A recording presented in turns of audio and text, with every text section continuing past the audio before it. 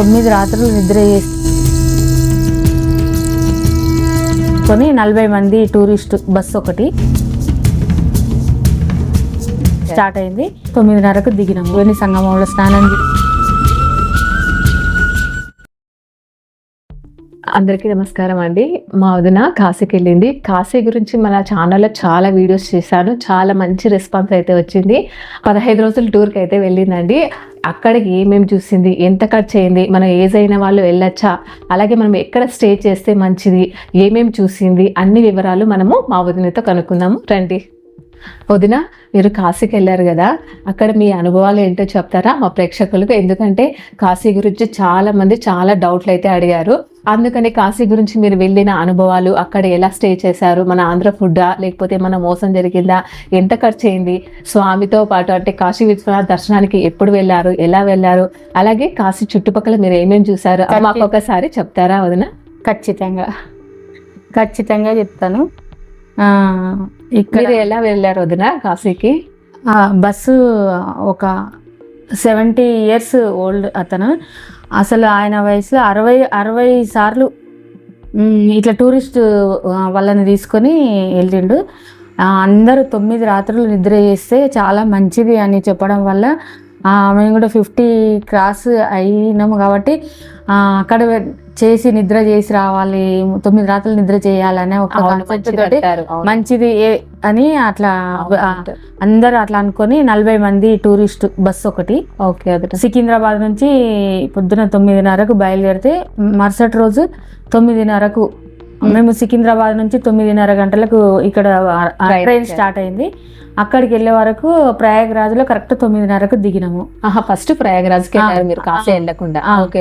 అక్కడ స్నానాలు చేసినాము, దర్శనం చేసుకున్నాము. అక్కడ ఉన్న దేవుళ్ళను, అక్కడ మెయిన్ స్నానమే ఇంపార్టెంట్ అని చెప్పిండ్రు.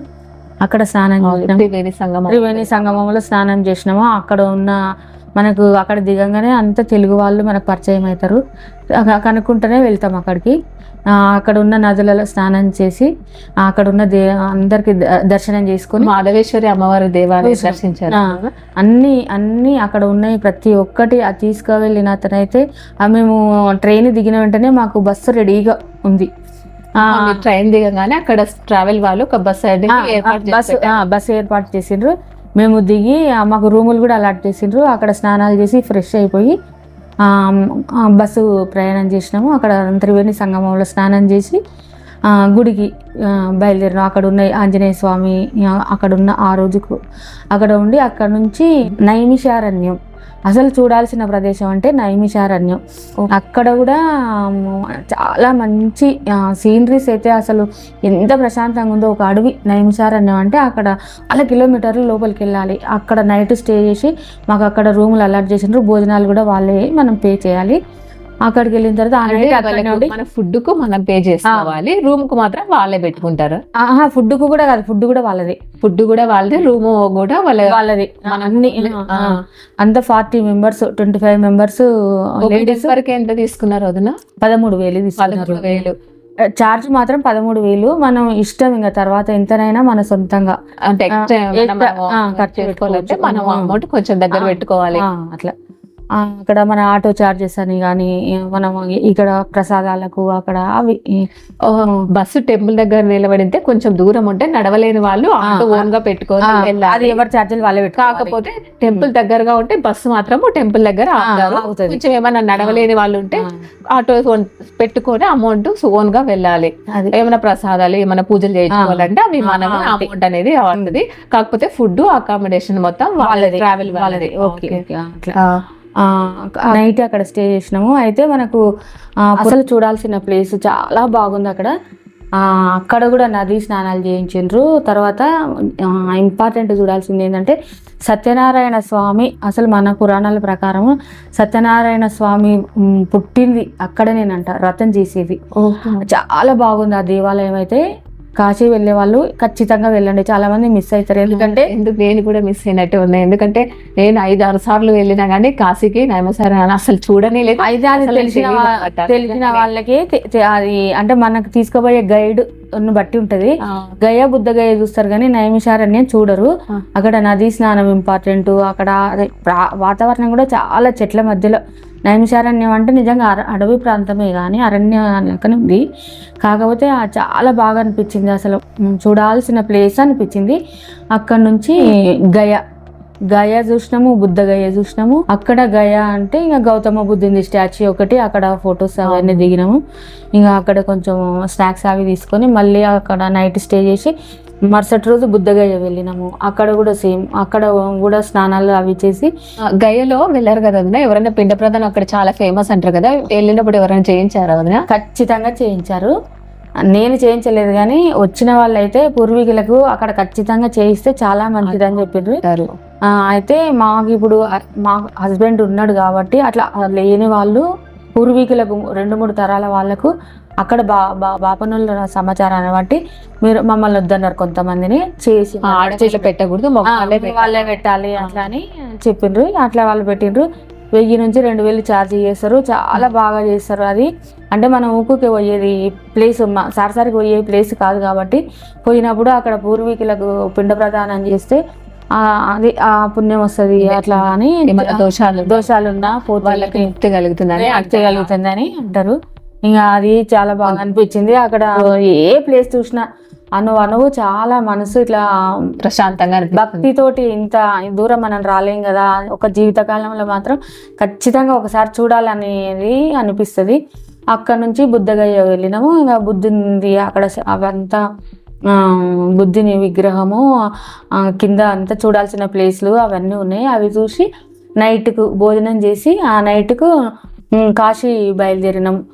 అక్కడ కాన్సెప్ట్, కాశీ వెళ్ళడానికి కాన్సెప్ట్ ఏంటంటే 9 రాత్రులు నిద్ర చేయాలి జీవితకాలంలో అనేది మాకు ఇట్లా ప్రవచనాల ద్వారా అట్లా వినడం వల్ల చాలా మంది, అసలు ఎంతమంది అంటే ఎక్కడెక్కడ నుంచో వచ్చి 9 రాత్రుల నిద్ర అదృష్టం ఉండాలి అసలు మానవ జన్మ ఎత్తినందుకు. చాలా మంది చెప్తారు ఎంత డబ్బులున్నా కూడా ఉండలేని వాళ్ళు, అనారోగ్యంగా కారణంగా కావచ్చు, పిల్లలు చూపెట్టని వాళ్ళు కావచ్చు, ఇట్లా రకరకాల సమస్యలతోటి రాలేని వాళ్ళు ఉండొచ్చును. కానీ కాకపోతే దాంట్లో చాలా బాగా అందరు అనుకొని ఇట్లా 9 రాత్రులు నిద్ర చేస్తే చాలా మన ఒక మానవ జన్మ చరితార్థం అవుతుంది అని ఒక కాన్సెప్ట్ తోటి అట్లా అనుకొని వెళ్ళినాము. పోయిన వెంటనే మాకు పద్మశాలి సంఘం అతను తీసుకువెళ్ళింది. మాకు అక్కడ పద్మశాలి సంఘం అని, మీరు ఎవరు వెళ్ళినా కూడా అక్కడ నిజంగా చాలా బాగా రూమ్లు. మన కాశీలో మీరు స్టే చేసిన ఆశ్రమం పేరు శ్రీ విశ్వనాథ్ అన్నపూర్ణ సేవా సమితి, అక్కడ ఆశ్రమం పేరు అది. దాని చుట్టుపక్కల కూడా చాలా ఉన్నాయంట. మమ్మల్ని తీసుకెళ్ళిన అతనైతే ఇప్పటికీ ఆయన వయసు 70 సంవత్సరాలు కానీ 60 సార్లు ఇప్పటి వరకు కాశీకి ఇట్లా గ్రూపులుగా తీసుకుపోయిందంట. తీసుకుపోతే మనకు ఆశ్రమం వచ్చేసి దశశ్వమేధ ఘాటుకి దగ్గరగా. మనకు ఇంకొకటి ఏంటంటే వదిన చెప్పిన ప్రకారము దశశ్వమేధ ఘాటు దగ్గరగా ఉంది కాబట్టి మనము స్వామిని అంటే కాశీ విశ్వనాథుని 9 రోజులు మనము దర్శనం చేసుకోవాలనుకుంటే కూడా మనకు వాకబుల్ డిస్టెన్స్ లోనే మనకు ఆశ్రమం ఉంటుందండి. అదొకటి. ప్లస్ ఇంకొకటి మనకు ప్రతిరోజు కూడా స్నానం అనేది చేసుకొని స్వామివారి దర్శనానికి వెళ్ళచ్చు. ఎటువంటి ఆటో ఖర్చు అనేది ఉండదు. అక్కడ మనకు రూమ్ తో పాటు ఫుడ్ కూడా ఫ్రీ అన్నమాట. వీళ్ళు తీసుకెళ్లిన వాళ్ళు అంతా పెట్టుకుంటారు. ఏమన్నా ఎక్స్ట్రా మనము పూజలు చేయించుకోవాలన్నా, అలాగే ఏమన్నా మనము కొనాలన్నా కూడా అవి మాత్రమే మనకు పెట్టుకోవాల్సి వస్తుంది. మిగతా మొత్తము తీసుకెళ్లిన వాళ్ళే చూసుకుంటారండి. అది వదిన చెప్పింది. ఇంకా వదిన మెయిన్ ఆ సత్రంలో మనకు ఫెసిలిటీ ఏంటంటే వాకబుల్ డిస్టెన్స్ లో గంగానది స్నానము అది ఖచ్చితంగా. ఎందుకంటే ఇంత ఎక్కడెక్కడ నుంచో వచ్చి ఎక్కడనో రూమ్ లాంగ్ తీసుకుంటే మనకు ఆటో ఛార్జీలకు అదే మనకి కరెక్ట్. అక్కడైతే ఈ రూమ్ తీసుకోవడం వల్ల వాకబుల్ డిస్టెన్స్ ఒక్కరైనా పోవచ్చు. రోజు గంగా స్నానం చేసి స్వామిని దర్శనానికి వెళ్ళొచ్చు. అట్లా మేమైతే పొద్దున దర్శనం అయింది. కొన్నిసార్లు అయితే ఆ రోజు మహిళా దినోత్సవం ఉన్నది, రాత్రి సాయంత్రానికి వాళ్ళు లేడీస్ని ప్రత్యేకంగా పంపించారు. మాకు రెండోసారి కూడా దర్శనం అయింది. స్పర్శ దర్శనానికి మాత్రం 3:30 నుంచి 4:30 1 గంటనే ఉంటుంది అక్కడ. అది కావాలంటే అదృష్టం ఉండాలి మధ్యాహ్నం. అదేనండి, స్వామి కాశీ విశ్వనాథుడి స్పర్శ దర్శనం చేసుకుంటే మనము మన చేతి రేఖలు కూడా మారిపోతాయి అని అంటారు కదా. మనకు స్పర్శ దర్శనం కావాలంటే మార్నింగ్ 300 రూపాయల టికెట్ తీసుకోవాలండి లైన్లో నిలబడి. అది లేదు అని అంటే మధ్యాహ్నం టైము మనము ఫ్రీగా ఉంటుంది, ఆ టైంలో వెళ్తే మనము అక్కడున్న అయ్యగారులకు కొద్దిగా అమౌంట్ అనేది ఇచ్చేస్తే స్పర్శ దర్శనం కూడా అయిందని మా వదిన గారు చెప్తున్నారు. 9 రాత్రులు మనము నిద్ర చేయాలి, అది కాన్సెప్ట్. అసలు మనం దర్శనం అయిన వెంటనే అక్కడికి వెళ్ళిన తర్వాత అక్కడ మనం ఎక్కడైతే స్టే చేసినామో అక్కడ మనకు చార్ట్ కనిపిస్తూనే ఉంటుంది, చాలా ప్లేస్లు ఉన్నాయి చూసేది. అవన్నీ రోజు ఇంకా మనకు వాళ్ళే చెప్తారు, అసలు ఆ ట్రస్ట్ వాళ్ళే చెప్తారు. మనం లోకల్ గా చూడవలసిన టెంపుల్స్ అవన్నీ వాళ్ళే తీసుకెళ్ళిండ్రా, వాళ్ళు తీసుకోపోలేదు, మన సొంతంగా మన ఛార్జీలు మనమే. ఎవరు అక్కడ పోయిన తర్వాత 40 మందిలో మనకు ఎవరు ఒక బ్యాచ్ లాగా ఎవరికి ఇష్టం ఉన్న వాళ్ళందరూ ఎవరు ఏ ప్లేస్ చూడాలనుకుంటే అక్కడ ఆ రోజు ఎవరి ఖర్చులతోటి వాళ్ళే చూసి మళ్ళీ సాయంత్రానికి ఇంటికి వచ్చి మళ్ళీ స్నానం చేసి మళ్ళీ సాయంత్రం దర్శనం చేసుకొని అట్లా 9 రాత్రులు చాలా బాగా స్వామి దర్శనం అయిపోయింది. ప్రయాగరాజు, నైమిసారణ్యం అవన్నీ చూసిన తర్వాత అయోధ్యకు వెళ్ళిన తర్వాత ఫైనల్ 9 రోజులు నిద్ర చేశారు. టోటల్ గా 8 రోజులు అయితే ఇంపార్టెంట్ ఏంటంటే 9 రాత్రులు నిద్ర చేసే వాళ్ళు బయటికి వెళ్ళొద్దు, ఇంకా 9 రోజులు కాశీలోనే ఉండాలి. అందుకని మేము ముందే ప్రయాగరాజు అదంతా చూసి అక్కడికి వెళ్ళినాం అన్నట్టు. అదే అండి, ఇప్పుడు మనం 9 రోజులు నిద్ర చేసినప్పుడు ఊరు పొలిమేర దాటకూడదు అని అంటారు కాబట్టి ఆ 9 రోజులు ఫైనల్ అంటే అయోధ్య కానీ ప్రయాగరాజ్ కానీ నైమిసారణ్యము ఇవన్నీ చూసిన తర్వాత గయా బుద్ధగా ఇవన్నీ చూసిన తర్వాతనే కాశీకి వెళ్ళారు. కాశీలో 9 రోజులు నిద్ర చేసి ఆ 9 రోజులు కూడా మనకు టెంపుల్ దగ్గరగా ఉన్న ఆశ్రమంలోనే వీళ్ళు స్టే చేశారు కాబట్టి మనకు రోజు స్నానం చేసి స్వామివారి దర్శనానికి అయితే వెళ్ళి ఇలా టైం అయితే స్పెండ్ చేశారు. డే టైం వచ్చేసి లోకల్గా కొన్ని దేవాలయాలు ఉన్నాయి కదండి, మనకు ఆ దేవాలయాలు దర్శనం అయితే చేసుకున్నారనమాట. ఇంకా మనకు ఎంత ఖర్చు వచ్చింది వదిన? వాళ్ళకి 13,000 భోజన ఖర్చు, అంటే వాళ్ళు తీసుకెళ్ళినందుకు 13,000. ఇంకా అక్కడ ఎక్కడైనా ఇప్పుడు లోకల్ గా చూసే టెంపుల్స్ కు ఛార్జ్ మనదే ఉంటది. ఆ రోజు మనం మాట్లాడుకున్న దాన్ని బట్టి ఉంటుంది, 1,000-2,000 అట్లా ఖర్చు అవుతుంది. ఇంకా బయట ఖర్చు మనం పెట్టుకున్నంత అవుతుంది. మళ్ళీ మన ప్రసాదాలు అని ఇంట్లో కాశీ వెళ్ళొచ్చినాం మాకేం తీసుకురాలేదా అని అడుగుతారు. వాళ్ళకు ఏదైనా అమ్మవారి విగ్రహాలు అవన్నీ ఒక 20,000 పెట్టుకుంటే సరిపోతుంది. 13,000 20,000 లోపే ఖర్చు అవుతుంది ఒక్క మనిషికి. అంటే 13,000 వాళ్ళకు మనకు ట్రావెల్ వాళ్ళకి ఇచ్చినా కూడా మనకి ఎక్స్ట్రా అమౌంట్ అంటే మనం పెట్టుకునే దాన్ని బట్టి ఉంటుంది. మినిమం అయితే టోటల్గా 20,000 అయితే అవుతుందండి. కాకపోతే జీవిత కాలంలో ఒకసారి వెళ్ళాల్సిన కాశీ క్షేత్రం అది. 9 రాత్రులు అంటే అక్కడ కూడా బ్రాహ్మిన్స్ పూజ చేసే వాళ్ళు చెప్తారు, ఎంతో మంది డబ్బులు ఉంటాయి వాళ్ళకు, కానీ కాశీకి రాలేని వాళ్ళు ఉంటారు. అనుకున్నా కూడా తీరి అనారోగ్య కారణాల వల్లనో ఏ దాని వల్లనో కానీ రాలేకపోతారు. స్వామి పిలిపించుకుంటూనే వస్తారు కాశీనగరానికి అని. అది 9 రాత్రులు అంటే ఇంకా అని అక్కడ చాలా చెప్తారు. అంతేందుకు మేము మా సార్ ఒకసారి బుక్ చేసుకున్నాము, రేపు వెళ్ళాలి, మా సార్కు లీవ్ ఇవ్వలేదు. మనం అనుకున్నా కదా స్వామి కూడా పిలిపించుకోలేదు. అదే మనం కాశీలో కాలభైరవుని పిలుపు వస్తేనే అనుమతి ఉంటేనే వస్తుంది. అంటే ఇంకా ఇంపార్టెంట్ అక్కడ చెప్పుకోవాల్సింది ఏంటంటే చక్రస్నానం గురించి ఖచ్చితంగా చెప్పుకోవాలి. ఎందుకంటే అది మధ్యాహ్నం 12 గంటలకు ఒకటి ప్రత్యేక చక్రస్నానం అని ఒకటి ఇట్లా ఉంటుంది అనమాట. అది గుండంలాగా ఉంటుంది. దాంట్లో మాత్రం మధ్యాహ్నం 12 గంటలకే పూజ చేయాలి. బాబానాయన వచ్చి పూజ చేస్తాడు అక్కడ. ఈ శాస్త్రాల ప్రకారం అయితే 12 గంటలకు దేవతలు వచ్చి ఆ గుండంలో ఘాటు. కాశీ వెళ్ళిన వాళ్ళకు చాలా మందికి తెలియదు, కానీ అక్కడ మనం అక్కడ బ్రాహ్మిన్స్ని అడిగి పూజారులను అడిగి తెలుసుకుంటే మణికర్ణిక ఘాట్ దగ్గర ఒక గుండం ఉంటుంది. అందులో మాత్రం ఖచ్చితంగా 12 గంటలకు స్నానం చేయాలనేది ఒక నియమం ఉంది. అంటే మన శాస్త్రాల ప్రకారం ఏంటంటే 12 గంటలకు దేవతలు, మధ్యాహ్నం 12 గంటలకు దేవతలు వచ్చి స్నానం చేస్తారంట ఆ టైంలో. అందుకని కాశీ వెళ్ళిన వాళ్ళు ప్రతి ఒక్కరూ ఆ చక్రకుండలి అనే ఆ గుండంలో స్నానం చేస్తే, భార్యాభర్తలు చేస్తే ఇంకా మంచిది. ఇంకా మనకు ఇంకా జన్మనే లేదు. అక్కడ వాళ్ళు ఎంత పుణ్యం చేసుకుంటున్నో ఇది చాలా మంది తెలియక అట్లా స్నానం చేయకుండా అంటే ఎక్కువ శ్మశానం అవన్నీ కాలుస్తుంటారు కాబట్టి ఇంకా శ్మశానాలు కూడా డైరెక్ట్ మనం చూడొచ్చు, మన కళ్ళ ముందలనే కాలిపోతుంటాయి. అక్కడ చనిపోయిన వాళ్ళు ఎంతో పుణ్యం చేసుకుంటారని అక్కడ ప్రజలు అనుకుంటారు. అది కుడి చెవి పైకి లేస్తుంది, స్వామి తారక మంత్రం చెప్తారంట కాశీలో చనిపోయిన వాళ్ళు అని అంటారు. అసలు ఒకటి కాదు, అక్కడ పోవడమే ఒక అద్భుతం. కాదు వదిన, ఇప్పుడు మీరు కాశీకి వెళ్ళారు కదా, 13 రోజులు అన్నారు కదా, మీరు ఏ ట్రావెల్ నుంచి వెళ్ళారు, అతని పేరు అవన్నీ ఏమైనా డీటెయిల్స్ చెప్తారు? హైదరాబాద్ అంటే సికింద్రాబాద్ నుంచి 9 గంటలకు ట్రైన్ స్టార్ట్ అవుతుంది. మనము అక్కడికి వెళ్ళే వరకు 9:30 అవుతుంది. కానీ ఇక్కడ తీసుకెళ్ళిన అతను ముందే వెళ్ళి టికెట్లు ఒక 2 నెలలు ముందే టికెట్లు బుక్ చేసుకొని వస్తాడు అతను. మనం డబ్బు పే చేయాలి. టికెట్లు బుక్ చేసుకొని వచ్చి మేము 9 గంటలకు మమ్మల్ని రైల్వే స్టేషన్కి రమ్మని చెప్పిండు. అక్కడ నుంచి బస్సు ట్రైన్ బయలుదేరింది. 40 మంది మొత్తము అక్కడికి వెళ్ళింది. చూసారు కదండి, మా వదిన కాశీకి వెళ్ళిన తన ఎక్స్పీరియన్స్ అంతా మనకు చెప్పింది. అంటే ఫస్ట్ సికింద్రాబాద్లో వాళ్ళు ట్రైన్ అయితే బుక్ చేసుకున్నారనమాట. ఒక్క మెంబర్కి వచ్చేసి 13,000 అయితే తీసుకున్నారండి. ఫుడ్ అలాగే మనకు అకామిడేషన్ మొత్తం వాళ్ళదే ఉంటుంది. ట్రైన్లో తీసుకెళ్ళేసి అక్కడ ప్రయాగరాజ్లో దిగిన తర్వాత వాళ్ళకు ట్రావెల్ వాళ్ళు ఒక బస్సు అయితే ఏర్పాటు చేసి ఉంటారనమాట.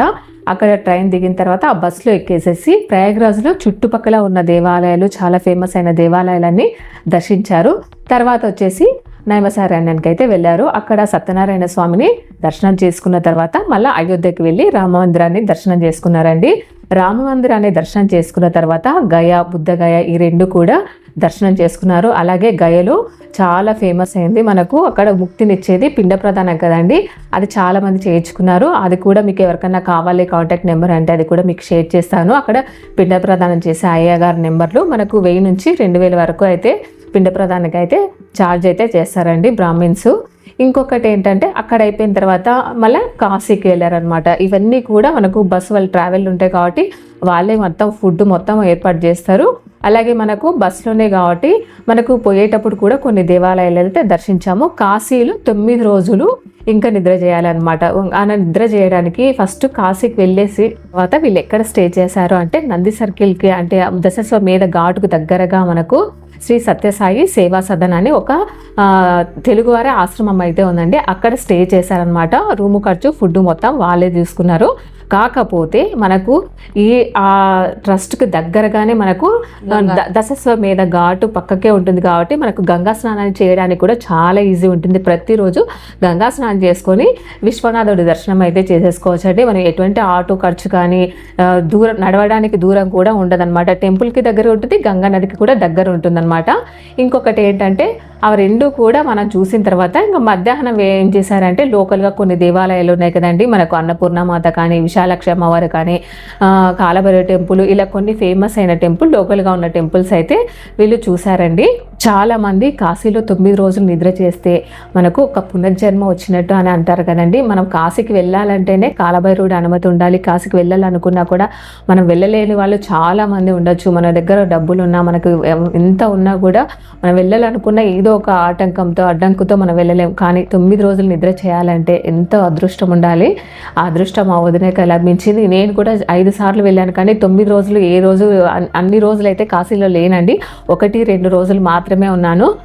ఇదండి మా వదిన టూర్కి వెళ్ళిన విశేషాలు.